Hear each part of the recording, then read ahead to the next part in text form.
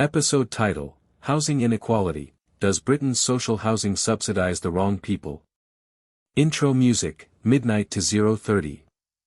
Host, welcome to The Policy Perspective, a podcast where we dive into the most pressing issues of our time. I'm your host, Naim. Today, we're discussing a contentious topic, Britain's social housing system. Does it truly serve those in need, or does it inadvertently subsidise the wrong people? We'll also touch on some lighter stories, from AI in law to falling cows. But first, let's set the stage for our main discussion. Segment 1, Introduction to Britain's Social Housing, 0:30 to 5 o'clock. Host, Britain's social housing system was designed to provide affordable housing to low-income families, the elderly, and those with disabilities. However, critics argue that the system has become outdated and inefficient, often benefiting those who are not the most in need.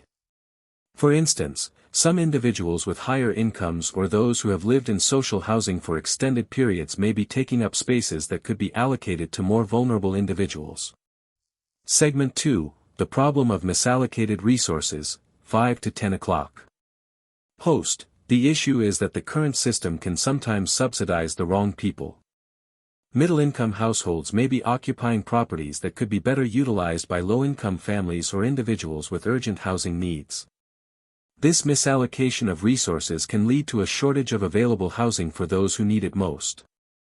Furthermore, the lack of an efficient allocation mechanism means that many deserving cases are left without adequate housing solutions. Segment 3, Innovative Solutions and Other News, 10 to 1500 hours. Host, so, what can be done to address these issues? Implementing a more dynamic allocation system, utilizing data to identify the most in need, and introducing time limits for social housing tenants could be potential solutions. On a separate note, this week also saw the integration of AI in law firms to streamline legal processes, a fascinating development that promises to increase efficiency.